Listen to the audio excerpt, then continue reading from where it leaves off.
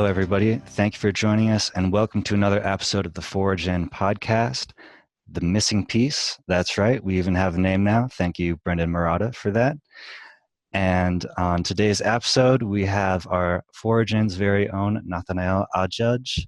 And despite being 19 years old, Nathanael speaks 3 languages, Hebrew, French, and English. And today he's going to be talking to us about his experience of circumcision, his therapy after that, and his experience since then of volunteering at ForaGen as both a translation officer and lead moderator. So Nathanael, let's start with your experience of circumcision, of how you came to be circumcised after first not being circumcised when you were born. So, as you said, I wasn't circumcised at birth. I was born in France.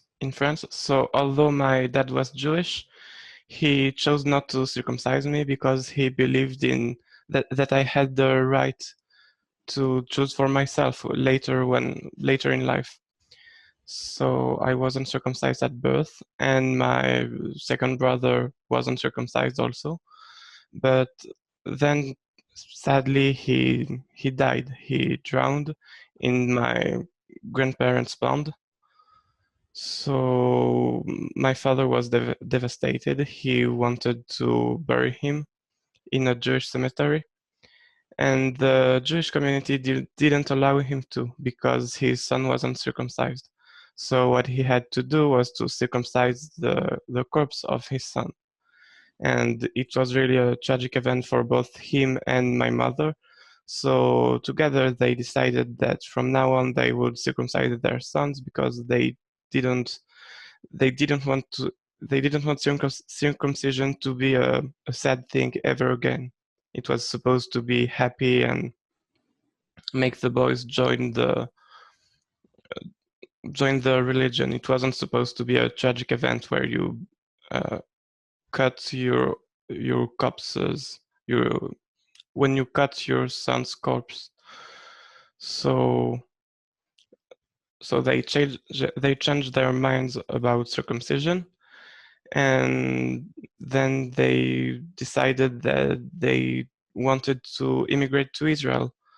So I was still not circumcised, and I was happy with my body. But soon after arriving here, I realized that everyone here was circumcised. In France, not everyone I knew wasn't circumcised, but now everyone was. And my mother wanted to marry my dad according to Jewish tradition, and in order to do so, the religious people told her that she needed to herself to convert to Judaism, but they would only allow her conversion if all of her children converted as well. So for my later brothers and sisters, my later brothers had been circumcised at birth, so that was less of a problem. My sisters didn't have to do much except to do a tebila. But I needed to undergo circumcision. And the way I was presented it at the time, I was about 11, 12, was that if I didn't agree to be circumcised, then my mother and father couldn't marry, and I knew that was something that really mattered to them. So against my will, I agreed to circumcision. So after consenting to being circumcised, which we know you can't really consent if you don't actually know the risks of the procedure, don't really understand it, if you're 11 years old and you're under all this pressure.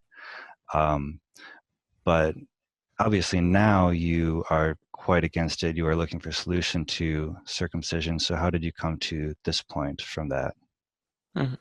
So as you said, that at such a young age, I don't think I could really give consent. I also wasn't presented with any downsides of circumcision, only alleged benefits. So I immediately, at first when I went into the operation room, I immediately started crying. And I was crying also when I woke up, and I knew that I immediately regretted what I had done. But I told myself that since I had agreed that that is something I had wanted, and maybe it's just the drugs were making me cry, so I pushed the thought aside. And when a few weeks later, when I was a bit more healed, and I still wasn't happy with my circumcision, I just uh, lied to myself for a few years, and I really believed my lie in that I wanted to be circumcised and that I was happy with circumcision.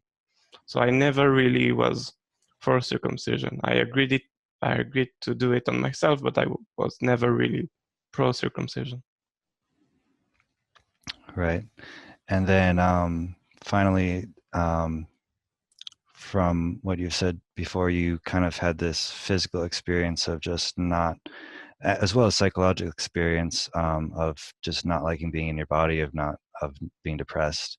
But let's first go into like the physical side of that. So, what was the physical kind of experience of uh, being in your body and just the discomfort, or how did that feel, and how did that affect you?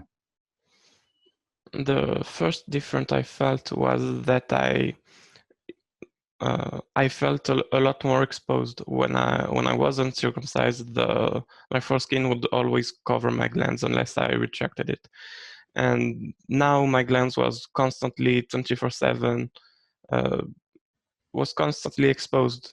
So that felt weird and uncomfortable, and every time fabric would rub against it or I would scratch my nails on it, it would hurt, and I had nothing to protect myself with. So that felt really bad. And then, was there any? I know myself, I've always been curious, and a lot of, I think, circumcised men who are circumcised at birth wonder, like, is there a difference in sensitivity that you've noticed, or a reduction of sensitivity?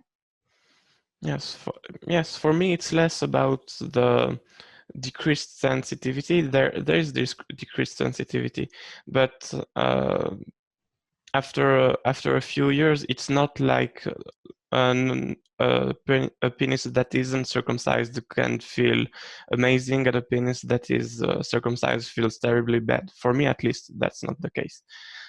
What is different is that if before I felt uh, I could feel very slight, very slight changes in temperature, just very slight touch. Uh, when I like to take baths because I could almost feel the texture of the water, if that's anything. After circumcision, that feeling was gone. Uh, so those feelings were gone, but it's slowly my body adapted, and the 100% I felt before is now back to 100. It's just a different 100% of feelings. So if before what felt more pleasurable were very slight touches or uh, slight movements, now it needs to be more pronounced and exaggerated to feel the same.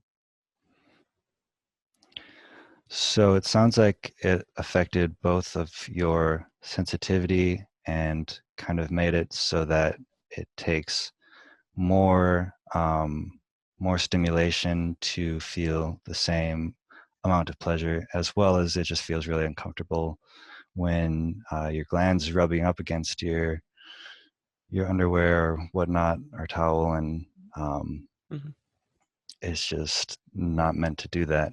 Um, and so that's one side I want to acknowledge, but I also think it's really important to focus on the psychological side of it. I got my degree in psychology, and I think a lot of men aren't aware how important it is to get emotional help for it, as well as physical help, as we're hoping to do with ForaGen. So really, I'm happy to hear from past conversations that you have had therapeutic help. So could you tell us a little bit more about that and just go through your kind of therapeutic journey? Yes. So when I was about 14 years of age, my parents sent me to a psychologist because I didn't feel great. I always felt bad. My grades were dropping at school. Before, I always liked to go to school, so they were surprised. And I didn't feel safe with physically. I felt safe, but I didn't feel safe to open up to my psychologist about anything. A few times I gave her opinions I knew she would disagree with, and every time she tried to convince me that her opinions were better than mine instead of listening to what I had to say and maybe open up a debate about it. So I didn't feel like I could really open up to her. And I wasn't at the time myself 100% sure what I felt about circumcision. I know I felt bad about it, but I still wasn't. I, I was keeping lying to myself, so I still wasn't not sure if I was for it, against it, what my thoughts were on the matter. So I stopped seeing her, and it's only recently that I saw a second psychologist, and she was actually much better. She would listen to me without saying anything. If my opinions were different than hers, then she would agree to disagree, or maybe try to understand why my opinions were different. But she didn't pressure me in any way to change my opinions. So that was nice. She also didn't expect anything from me other than to she didn't even expect for me to go see her. It's that if I wanted to get better, I could go see her and she would be happy to help. So I felt much safer with her. And after opening up a bit and testing the waters, I I wrote about 6 pages on a notebook, um, about the whole story of my circumcision, how I was born not circumcised, how I came here and got circumcised because of the marriage of my parents. And I felt really afraid to open up to her about it. So I asked her to go in a separate room to read the letter, and if she wanted to come back, then we could talk about it. So she went out for maybe 15 minutes, maybe a bit more. And while she was gone, I kept wanting to just go and to never see her again. I was really afraid of her reaction, especially since I live in Israel now. She's Israeli too. She's Jewish. So although she talks French as well, and uh, she originally lived in France like me, she she herself believes that circumcision is a good thing, and I knew she had her sons and probably her husband circumcised. So I didn't know what to feel, and I was really afraid. But luckily, after 20 minutes, maybe she came back, and she was crying and she hugged me. So I felt really better. I felt weird because that was the first time that I talked about it to anyone, but I felt better. So that's how I open up to it. And then later she helped me to open up about it to my parents as well. Hmm. Wow. Yeah, I remember when I first talked to my therapist. It was very similar to your first therapist, I think. Mm. Uh, he was, I think he may have been Jewish actually, but more so he was American and circumcised, and he thought it wasn't a problem, and told me that, told me I should probably just forget about it and not think about it. And so I didn't talk to him anymore about that. And and then I stopped seeing him shortly after that, and I was really depressed. I I didn't know exactly what was going on, but I couldn't sleep. I was feeling suicidal. I knew it was about circumcision. I mean, I was thinking about it all the time, but I just assumed it was because of the because I was circumcised, and I was upset about that. And that was the reason. And I didn't realize until 2 or 3 years later of just going through that every day that I could actually get help. And I went to my school and took this class called Learning from Trauma. And after just a couple months of doing some exercises and working through my feelings, kind of um, just like a few hours a week, I stopped not being able to sleep. I stopped feeling suicidal. I stopped being so depressed, and it was just amazing. Like, I just didn't even know that that amount of help was possible. Um, and it's so sad that like therapists just don't know anything about it. And I'd really like to actually create more awareness around that. And so if anyone listening to this podcast is interested, they can email me at jordan@foregen.org. And I'm hoping to create some material out of the stuff that I've done in the past and out of some more trauma work, and to help men. And so if you want to email me, see if I might be able to help you, or when I create stuff in the future, I might have something to offer you. Let me know. Jordan@foregen.org. And I really hope that people get more help around this, because um, I think the emotional side of it is just as important as the physical side of it. And a lot of men don't realize that we can help that side already. And so the other side, of course, is the physical side, and that's why we're here for ForaGen. And you also recently started working at ForaGen. And so could you kind of tell us about that and your journey at ForaGen, and what you're doing now at ForaGen? So like you said, it's only recently that I joined the ForaGen staff. I volunteered to be a moderator in November, at the end of November, but I wasn't really expecting to get an answer back. I wasn't expecting anything, and I was surprised when Tyler sent me a response, and he seemed interested. So we exchanged a few emails. While doing so, he also learned that I spoke French and Hebrew, and he seemed also, in addition to my moderation skills, he also seemed interested in my translation. So he sent me a few documents that I translated to Hebrew for him, and then later in French. And I also joined the Reddit moderation team. And slowly I started to become more and more involved in moderation.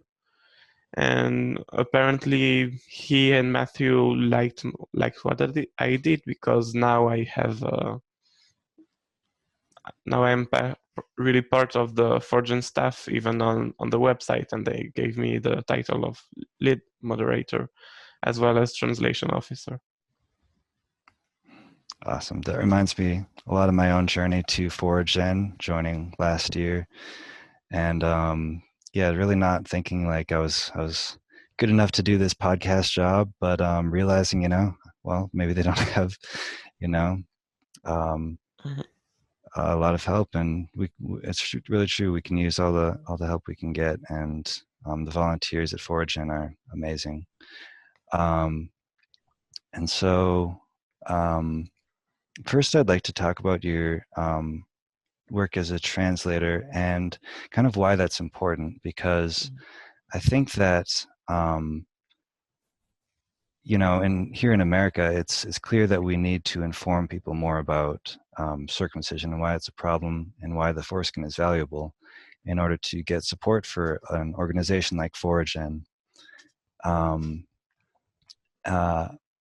But in Israel, I think it may actually be even worse. And, there isn't really an activist movement there that I know of. So I'm curious, could you kind of tell us like what the current, like if you try to talk to someone, like what's the current level of knowledge about foreskin and about circumcision? And I'm still trying to talk about circumcision to more and more people, but I have a few experiences.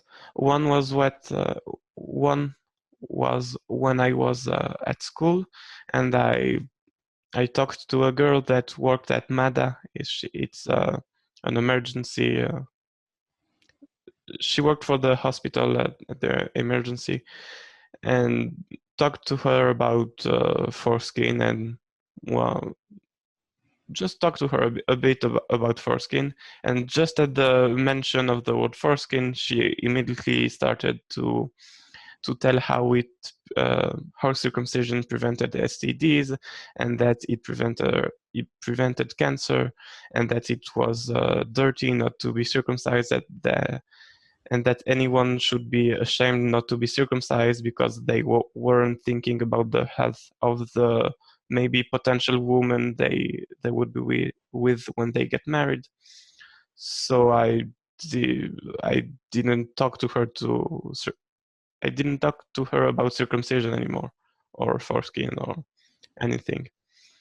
And while listening to other people's conversation, I again, every mention of circumcision was to tell about the benefits, never anything else, and no one wants to talk about it. They feel almost afraid to talk about it. right, so there's like here, sometimes when I talk about people about it, they kind of say the same thing that you just said. But there's also some people, especially younger people, who like get it, who like just get it immediately, or who are open to it. And once they start hearing stuff, they start to understand it. But I think one thing that could maybe help is this work in translation and getting documents. Like here in America, again, we have all these websites on it. We have ForaGen. We have different people putting out different videos about it on YouTube and things like that. So I'm wondering if, say, we had some documents that we could spread around somehow, and people could start to read and learn about this. Do you think Israeli people might be open to actually changing their minds if they could get that information? I think they would. Israeli people are rather open-minded. We have a few different cultures here. So I think Israeli people are open-minded. And having documents in Hebrew could especially help, because from what I had found, uh, when researching circumcision, the first pages that come up either on internet, or while at the library researching circumcision, what is available in Hebrew is mainly pro-circumcision and shows the benefit, the religious benefits, the alleged medical benefits, that it is dirty to have a foreskin, that removing the foreskin is better for the health of the man, and is very considerate of the future potential woman. So it's better to circumcise the boys as soon as we can, so that we don't have to think about it anymore. And there are very few Hebrew documents about showing the downsides of circumcision, or even talking about the foreskin. Not many people know it even exists. They know it's cut off, but they don't know what it does. So I think it could definitely help. And although many people here speak English, I don't think the majority of the people speak English at a sufficient level to understand scientific documents.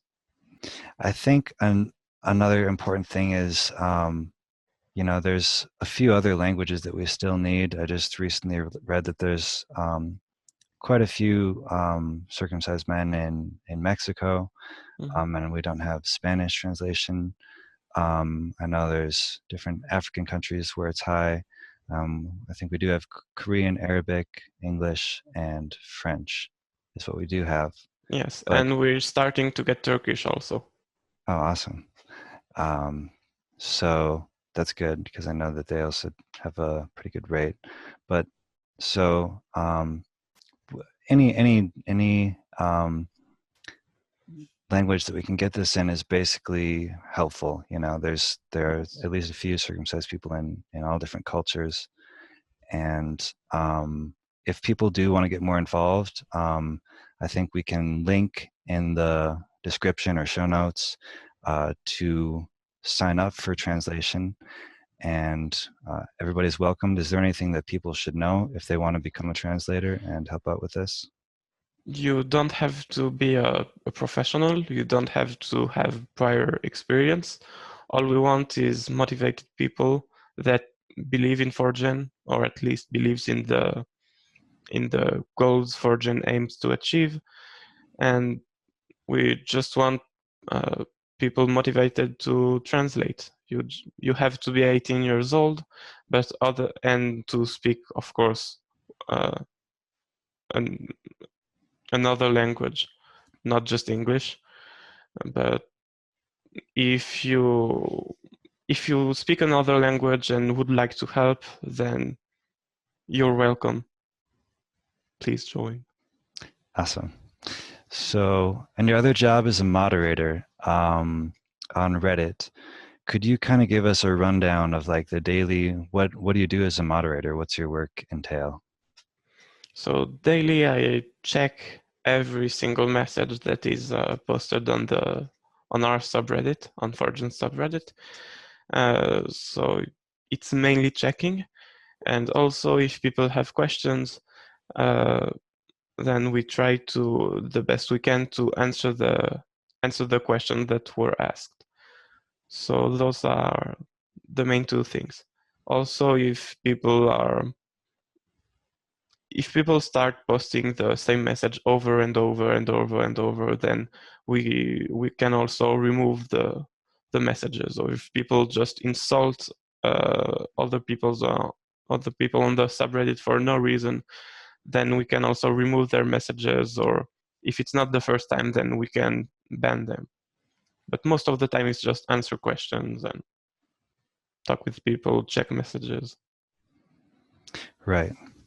Yeah, I understand. It's a hard balance to, you know, if someone is posting something inappropriate, we don't want to ever, you know, exclude someone. But like I read something recently on someone was talking about how someone had posted some strongly anti-Semitic things, and that the solution to circumcision is just for everybody to convert to, I think, Lutheranism or something like that.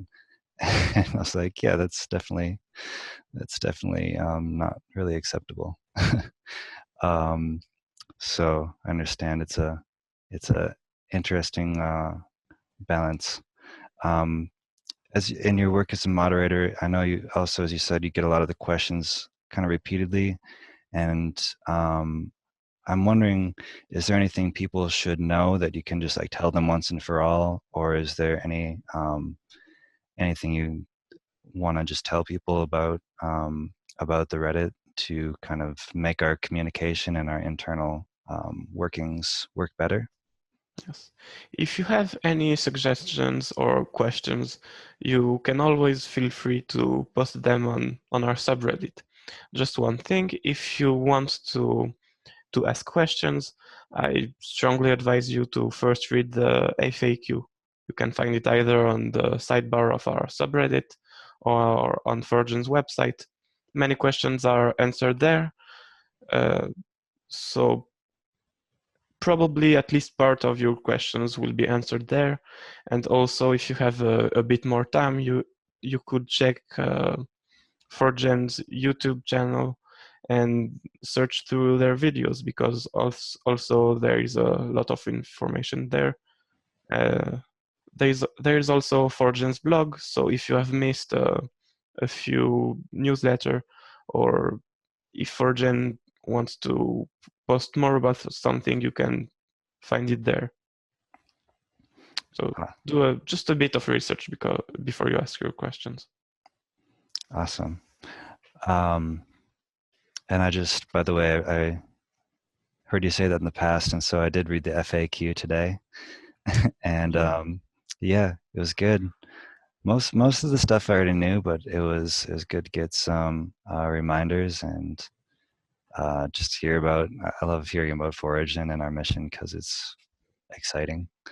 Um, and on that note, how has ForaGen kind of affected you, like working at ForaGen? Like I know for me, for example, I just it kind of transformed my life. Like since I started working here, I actually became a lot more able to talk about this, which before I'd been hiding. I actually almost never talked about it before.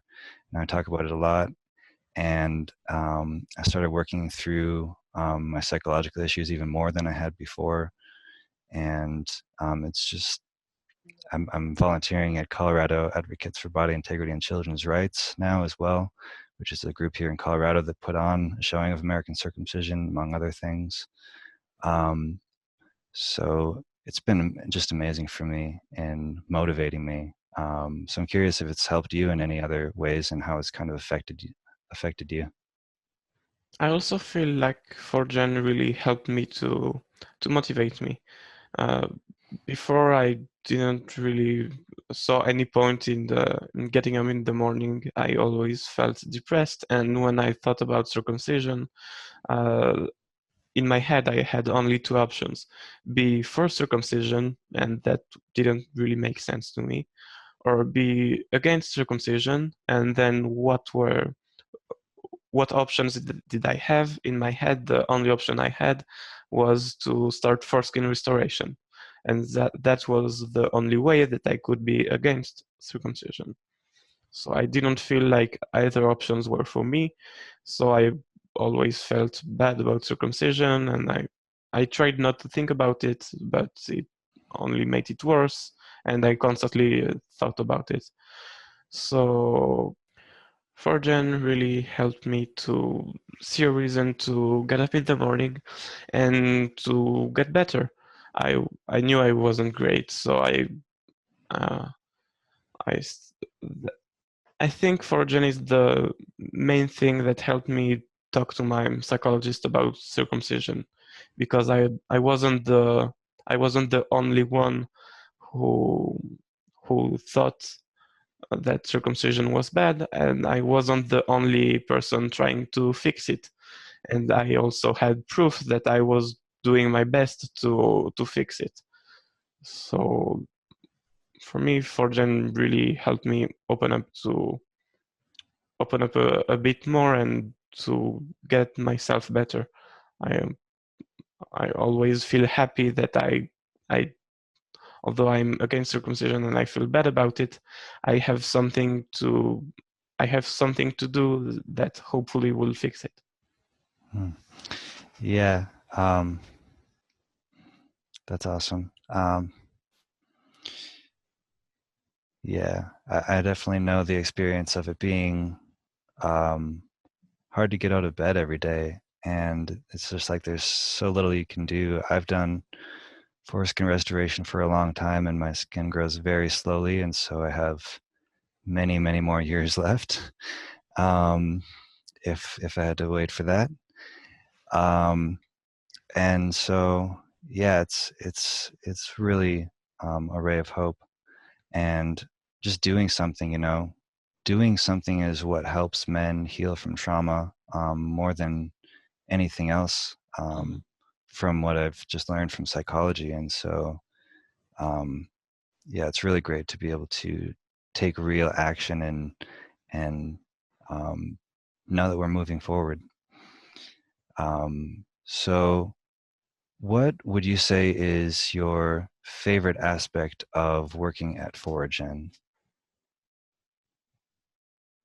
I would say the people volunteering there are really amazing. Uh, the people are amazing. The people supporting ForaGen are also great. A lot of people like to share their stories and share their viewpoints, so it's always nice to hear. And it's nice to be surrounded by people who agree on some topics like circumcision. Most if not all of them would agree that circumcision is a bad thing. But it's nice to see that despite that they agree on this topic, they can disagree on many more topics, and that everyone has their own life and own opinions, and also everyone does mistakes sometimes. So it's nice to be surrounded by people that feel real, that are just not just ideas and ideals. It's nice to be surrounded by like-minded people. Yeah. They're definitely very real people. I would agree with that. You know, we're imperfect human beings. We're all working incredibly hard on this issue. Like, the passion that the people at ForaGen have is just amazing. But also we make a lot of mistakes and are imperfect, and we're just doing the best that we can. You know, since day one. Yes, and everyone is concerned in getting better. So it's always nice to be surrounded by people who like to do something. Yeah, everybody's like working is everybody who's a member of ForaGen is, you know, taking action. They're saying like, that's, you know, I may not have any idea what I'm doing, may never have hosted a podcast before or been a moderator for a biotech company. But you know what, we'll figure it out. And yeah, I think that's what we're all doing. So one question that I really like to ask is,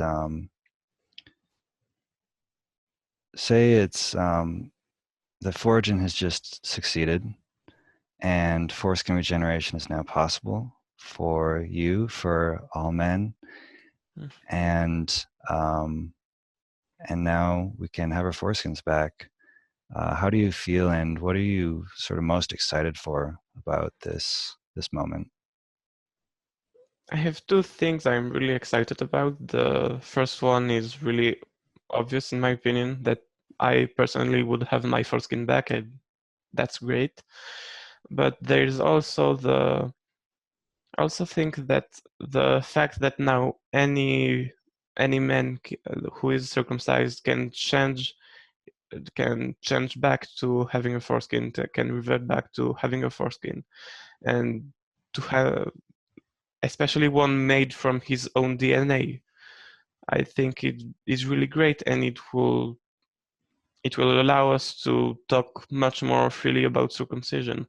I think the one of the main reasons why now we don't feel really safe, or we don't really feel like we can talk about circumcision as much as we'd like to, is that if we say that if we try to convince someone, or to give someone else our opinions on circumcision, if they change their mind and if they become against circumcision, and they are circumcised themselves, then we haven't really helped them.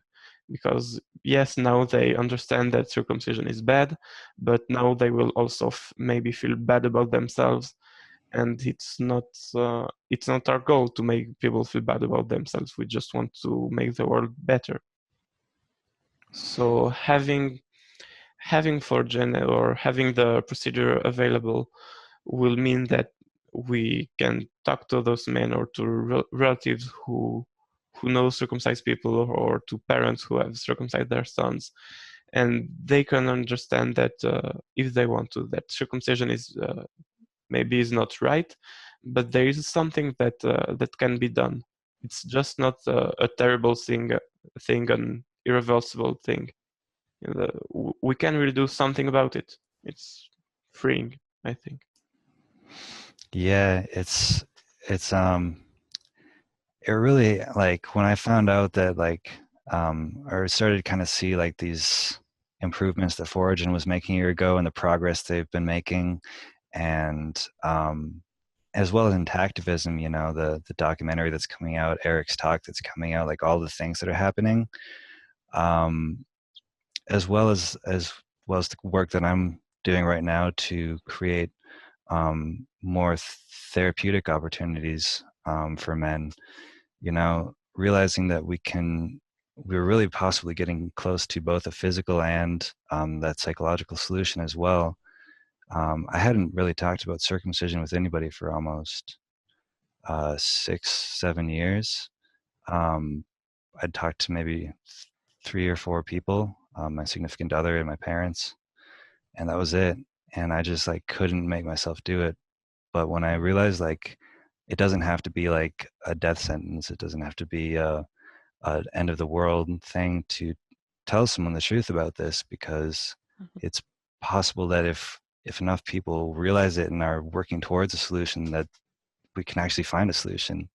And I mean, honestly, I think it's inevitable at this point that everybody's going to find out about the truth about circumcision. So now I just tell as many people as I can. While I'm ride sharing, I'll just, you know, what do you do for a living? Well, I do this podcast about foreskin regeneration, and then starts that conversation, and it's usually very interesting. And yeah, so I definitely agree with with that point, as well as the first point. You know, I think that's why we're all really in this, is we want our foreskins back. You know, it's just I think it mainly started as a selfish thing. I think that we personally want our foreskins back, uh, but then we also very much would like for anyone who wants it to have their foreskins back. yeah.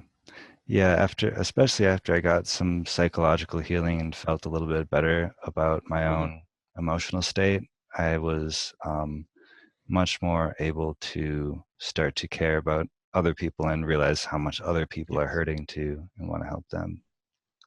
Um, yeah.